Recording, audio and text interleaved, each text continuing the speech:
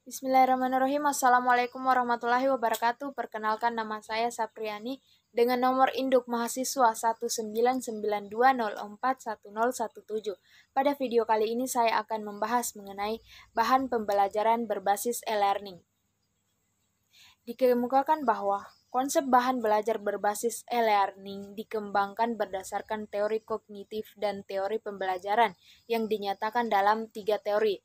Teori yang pertama yaitu Adaptive Learning Theory. Teori yang kedua yaitu Preferred Modality Theory. Yang ketiga yaitu Cognitive Flexibility Theory. Untuk yang pertama, Adaptive Learning Theory yaitu mengisyaratkan para siswa memasuki proses pembelajaran pada tahap pencapaian dan pengalaman yang berbeda. Untuk itu, guru perlu menggunakan berbagai bahan dan strategi pembelajaran untuk memenuhi pencapaian dan pengalaman yang berbeda tersebut. Ini juga bermakna perangkat lunak atau bahan belajar e-learning yang dibuat perlu menggunakan berbagai strategi dan pendekatan untuk memenuhi kebutuhan siswa.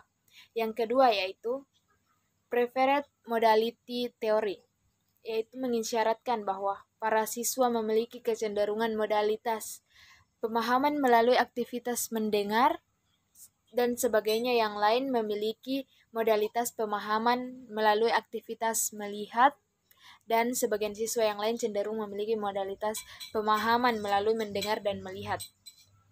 Karena itu, perangkat lunak atau bahan belajar e-learning perlu memperhatikan modalitas-modalitas belajar siswa dengan berupaya menampilkan kombinasi teks, grafik, skala, suara, dan animasi dengan lebih menarik serta relevan untuk tujuan pembelajaran.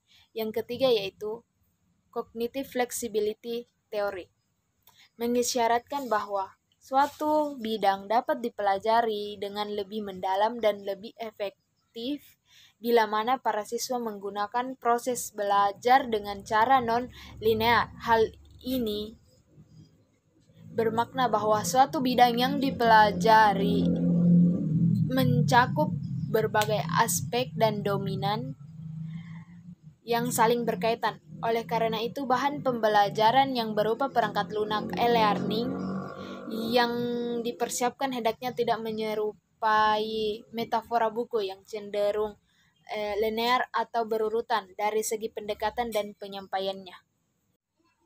Karakteristik bahan belajar e-learning. Bahan ajar merupakan elemen penting dalam e-learning karena memiliki peran dan termasuk inti dari pembelajaran e-learning. Untuk itu, kemampuan seseorang guru dalam pengembangan bahan ajar e-learning menjadi sangat penting guna menjadikan pembelajaran lebih bermakna. Bahan ajar e-learning memiliki peran penting berdasarkan karakteristiknya yang lebih kompleks dibanding bahan ajar lainnya. Beberapa karakteristik bahan ajar e-learning diuraikan Kementerian Pendidikan Nasional, yaitu yang pertama, memanfaatkan keunggulan komputer atau digital media ataupun teknologi jaringan atau komputer network. Yang kedua, memanfaatkan teknologi multimedia sehingga suasana pembelajaran menjadi menarik, tidak membosankan, dan pada akhirnya memotivasi siswa untuk belajar mandiri. Yang ketiga yaitu memanfaatkan teknologi elektronik di mana guru dan siswa dan sesama siswa atau guru dan sesama guru dapat berkomunikasi dengan relatif mudah tanpa dibatasi oleh hal-hal yang protokoler. Yang keempat yaitu menggunakan bahan ajar yang bersifat mandiri atau biasa disebut self-learning materials.